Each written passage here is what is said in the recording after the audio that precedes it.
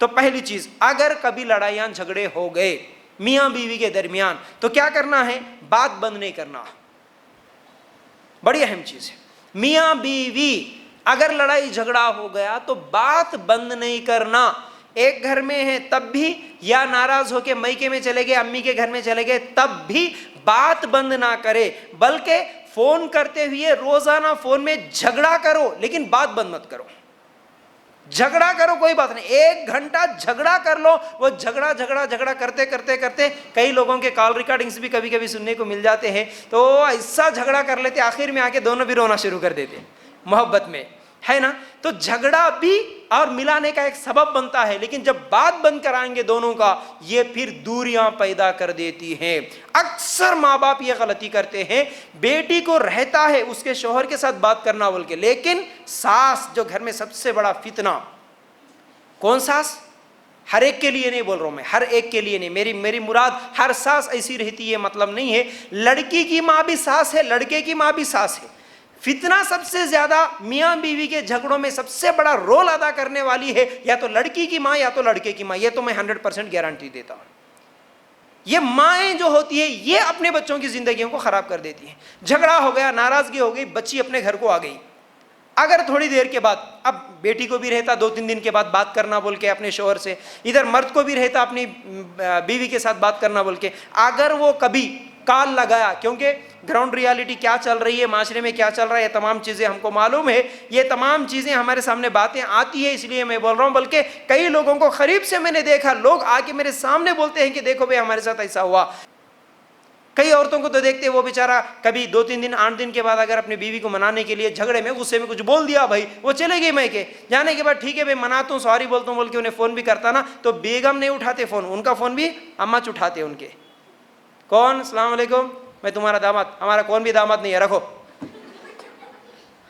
बात नहीं करने देते हो, तो ये बहुत बड़ी गलती है, याद रखो, कभी बात बंद नहीं करना, ठीक है। फिर इसी तरह शैतान असल में लड़ाना चाहता है। शैतान नहीं चाहता कि कभी मियाँ बीवी के झगड़े हो तो वो दोनों मिले, ये शैतान नहीं चाहता। हर एक की अपनी आना अंदर से बोलती। शैतान बोलने लगा था, तुम्हारी क्या गलती जी, तुम कहीं को बात करते, तुम कहीं को फ़ोन करते, उनकी गलती थी ना, उन्होंने बात करते होंगे देखेंगे, उन्होंने आते होंगे देखेंगे, उनको पहले माफ़ी मांगो बोलो। इधर बीवी को भी आके उसकाता, तुम्हारी कोई गलती नहीं है, फिर उधर क्या है, शौहर को भी आके उकसाते रहता कि तुम नहीं बात करना। शौहर को तो बोलता तू तो मर्द है मियाँ, तेरे को क्या ज़रूरत है, उन्हें चले गए तो और के लिए मिलती, तू कहीं को बात करता। इस तरह शैतान इसके दिल में भी ख्याल डालता, तो दोनों भी एक दूसरे से क्या है, असल में बात करने का जब ख्याल भी आता है तो शैतान क्या है, ऐसे वसवसे डाल देता है। तो बहरहाल ये अना की वजह से दोनों एक दूसरे से बात करना बंद कर देते हैं, ये सबसे बड़ी गलती है। तो इसलिए क्या करना कि कभी बात नहीं बंद करना है, चाहे कितनी भी नाराज़गी हो, कितना भी गुस्सा हो, कितना भी बड़ा लड़ाई और झगड़ा हो जाए, अगर शौहर नहीं बात कर रहा तो बीवी का काम है कि वो बात कराए, या बीवी नहीं बात कर रही तो शौहर का काम है कि वो बात कराएं, एक दूसरे को बात करें। पहली चीज़ झगड़े के बाद। दूसरी चीज़, झगड़े के बाद बगैर क्लैरिफिकेशन के नहीं मिलना।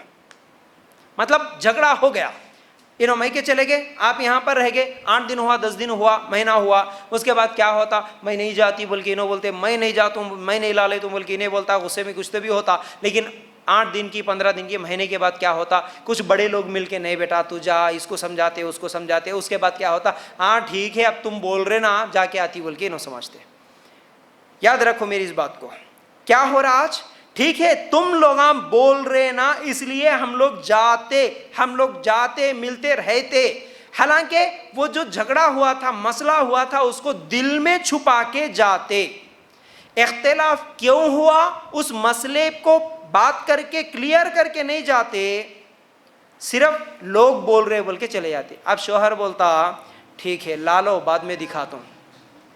अब बीवी भी यही समझ के चले जाती, ठीक है जाके तो देखती ना, और अब क्या करते कि, समझ रहे। तो ये बहुत बड़ी गलती है। जिस मसले में गलती ही उसका पहले क्लैरिफिकेशन होना, ठीक है। तो और ये सोच के कि ठीक है अब तुम लोग अम्मी बोल रहे, अब्बा बोल रहे, इन्हों बोल रहे, अब तो जारी में ही, लेकिन बाद में बताती, ये दिल में रख लेके नहीं जाना। ये नीयत से जा रहे, थोड़े दिन में और झगड़ा होता और आ जाते। अब जाती तुम बोल रहे बोल के नहीं जाना, वहाँ पर वो गलती क्या है मसला क्लियर कर लेके जाना, तो फिर इंशाल्लाह बेहतर रहेगा। अब तीसरी चीज़ ये है कि आपके लड़ाइयाँ और आपके झगड़ों में तीसरे आदमी को शामिल नहीं करना। ये बात भी मैं हमेशा कहता हूं, औरत खास तौर से अगर घर को चलाने का तरीका, घर को संभालने का हुनर, सास के साथ बर्ताव कैसा हो, ससुर के साथ कैसा हो, ननंद के साथ कैसा हो, शौहर के साथ कैसा हो, ये अगर पहले से सीख कर जाए तो अपनी घर को कभी बर्बाद नहीं कर सकती। याद रखो, नहीं सीखने की वजह से हमारी ये सब बर्बादियां हो रही है। याद रखो, अगर आपका कोई मसला है, लड़ाई झगड़े कुछ भी हुए, तो आप खुद 4 दीवारी कमरे के अंदर ही आपके पूरे मसलों को खत्म कर सकते, आपके अंदर अगर ये टैलेंट हो तो। तीसरे आदमी को बोलने की जरूरत ही नहीं पड़ती। बस अब जो पंचायत में बैठते ना, उनको पूछते पूछते क्या हुआ बेटा, क्या हुआ बेटा, क्या हुआ बेटा बोले, तो वो आखिर में जो शुरू होती ना, वो लड़ाई कहाँ से शुरू होती? सिर्फ झाड़ू से, चाय के कप से, वहां से शुरू होती। कोई बड़े झगड़े नहीं होते। ये तो ये मसला हल हो सकता है सिर्फ घर के 4 दीवारी के अंदर। इसलिए तीसरे आदमी को शामिल नहीं करना आपकी प्रॉब्लम। आप अगर ये प्रॉब्लम्स दूसरों को शेयर करेंगे, सबसे पहले आज शेयर करने की आदत हो गई, बड़ी बहन को शेयर कर दिए, साथ ही हर चीज़ रिपोर्ट कर दिए, अपने अम्मी को, छोटी बहन को बोल दिए ये हुआ वो हुआ, तो फिर वहाँ से प्रॉब्लम शुरू होगा। आज लोग रोकर सुनेंगे, हंस के बोलेंगे।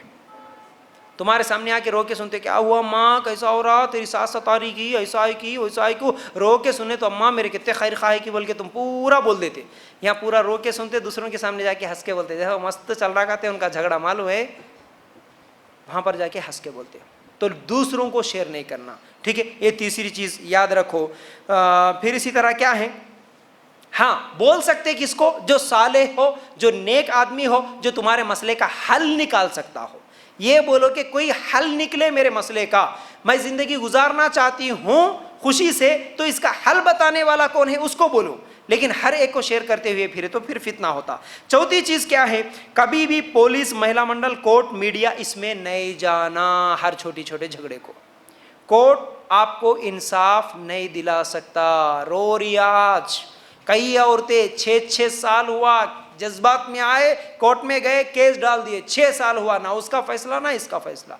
इन्हों भी बगैर शादी के लटक रहे, उन्हें भी बगैर शादी के घूम रहा, क्या कर सकते, नहीं होता। महिला मंडल में जज्बात में चले गए, अब जाती मेरे को पूरा इंसाफ मिलता, कुछ भी नहीं मिलता, थक जाएंगे आप, रोएंगे, फिर एक दिन आएगा कॉम्प्रोमाइज कर लेके फिर खामोश बैठना पड़ता। ये कोर्ट, महिला मंडल, ये पुलिस, ये हल नहीं है, याद रखो।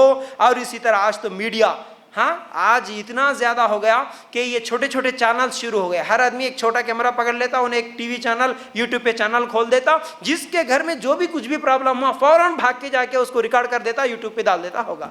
अब ऐसे लोगों को बुला के, वो हैदराबाद में एक शायद 2-3 महीने पहले ही मैं एक वीडियो देखा था। वीडियो में जब देखा तभी मुझे शक आया, वो अचानक क्या हो गया कि एक लड़की, मतलब शादीशुदा है, उसका एक छोटा बच्चा है, गोद में भी उसको उठा ली, और वो क्या है कैमरा वाले के सामने लड़की की माँ बोल रहे, कैमरा मैन है न्यूज़ चैनल वाला, उसके सामने बता रहे देखो मेरे को यहाँ मारा शोहर, यहाँ ये करा वो करा, ऐसा सताया वैसा सताया, पूरा मीडिया के सामने इधर बोल रही, उधर से वो फिल्मी अंदाज में उसका बाप भाग के आता, क्या हुआ बेटा, क्या हुआ बेटा बोल के आता। अरे क्या तो भी है रे भाई, कुछ तो भी क्रिएट करे बोल के डाउट आया था। अब वहां पर उन्हें भी आके, नहीं मेरा दामाद है, सताया, ये करा वो करा। दूसरे दिन जब दामाद को पूछे तो 6 महीने हुआ भाई, उसकी शक्ल भी नहीं देखा मैं कब मारा उसको बोल रहा। ये खाली मीडिया को बुला के अब उसमें बोल रहे नहीं असद साहब, ओवैसी साहब मेरे को इंसाफ दिलाओ। उसको कुछ भी काम नहीं है, तुम्हारे को इंसाफ दिला लेते बैठता। तुम लोग लड़ लिए तो झगड़ लिए तो उन लोग आके तुम्हारे को इंसाफ दिलाते। मीडिया क्या समझ रहे आप लोग, अपनी जिंदगी को मीडिया के सामने रख दे, हंसी मजाक बना लिए, ये हल नहीं होता। इस चीज को भी जहन में रख लीजिए। तो बहरहाल बैठ के बात कर लीजिए। हक के लिए अगर बहुत ज़्यादा जुल्म हो रहा, कोई हक मार रहा, तो उस वक़्त कोर्ट तक जा सकते हैं। लेकिन हर छोटी छोटी बातों में एक दूसरे के ऊपर झूठे इल्ज़ाम लगा के, इन्हों गाली दिए, इन्हों मारे, इन्हों हाथ उठाए, इन्हों चोरी करे, फला फला झूठे इल्ज़ाम लगा के मियाँ बीवी एक दूसरे के ऊपर, ये तमाम चीज़ें कोर्ट और केस पुलिस वगैरह में ना जाए। 5वीं चीज़ क्या है, एतमाद और भरोसा मत तोड़िए, राज की बातें मत बताइए। झगड़ा हो गया तो बहुत सारे लोगों की आदत ये होती, इनके राज के बातें पूरे लोगों के सामने उन्हें मशहूर करते, उन्हें कैसा है मालूम है, इन्हें ऐसा करता वैसा करता, शोहर को अरे तुरे बोल के सबके सामने बेइज्जती करते। इन्हें भी क्या करते हैं, उन्हें क्या है बोल के इन्हें आगे तुगे बोल के नौजबिल्ला गंदी गंदी बातें बोलते हुए राज की बातें लोगों में इन्हों भी मशहूर करते, उन्हों भी मशहूर करते। ये बहुत बड़ी गलती है। झगड़ा हुआ अपनी जगह, लेकिन राज की बातें कभी दूसरों के सामने नहीं बताना, ठीक है। फिर इसी तरह 6वीं चीज, बच्चों के सामने कभी झगड़ा नहीं करना। अपने घर में बच्चों के सामने कभी मियाँ बीवी झगड़ा ना करें, छोटे बच्चे आपके, वरना इसका बहुत बड़ा नुकसान होगा, आपकी इज्जत नहीं रहेगी उनके सामने अगर आप लोग झगड़ा कर लेंगे, मतलब मियाँ बीवी झगड़ेंगे तो। सातवीं चीज ये है, कभी बाप भाई मामू ये ना कहे कि आ जाओ मैं देख लेता। अब इन लोगों का बहुत बड़ा रोल होता है इसके अंदर, बाप भाई मामू इन लोगों का, अरे देख लेंगे बहन, क्या मेरे को पुलिस वाला मालूम है, मेरे को फला क्या है पॉलिटिकल लीडर मालूम है, मेरे को इन्हें मालूम है, आजा देख लेंगे, खाली एक मिस कॉल कर दे मैं आके लेके जाता हूँ। ये बहुत बड़ी गलती है, याद रखो। आप जाके बात करो, अगर जुल्म हो रहा तो वहां पर बात करो। और औरतों के लिए एक अहम बात बोलता हूँ, अगर आप आपके शोहर के घर को अपना घर समझती है तो उस घर से कैसे निकल सकती है आप? याद रखना, अगर आपका शोहर का घर आपका है, अगर आप ये समझते कि ये मेरा घर है, बोलो शादी के बाद आपके शोहर का घर आपका नहीं होता, आपका ही। तो आपके घर के अंदर जो कमियां हैं, खामियां हैं, आपको सुधारना है। कहां रह के सुधारते? आप उस घर में रह के सुधारते या दूसरी जगह जाके सुधार सकते? नहीं जा सकते। मैं यहीं पर रहूंगी, यहीं पर रह के मेरे मसले को सुधारूंगी। मसले का हल ये नहीं है कि कुछ भी हुआ तो अपने मैके को भाग जाना, ये हल नहीं होता। उसी घर में रहते हुए हल निकालो इसका। बाप को बुलाए, भाई को बुलाए, जो भी करे, अपने घर में रहते हुए मसले का हल निकालने की कोशिश करे। याद रखो, नाना के घर में, मामू के घर में वो मोहब्बत नहीं मिलेगी आपके बच्चों को जो मोहब्बत दादा के घर में और बाप की मोहब्बत बाप के घर में जो मिलती है।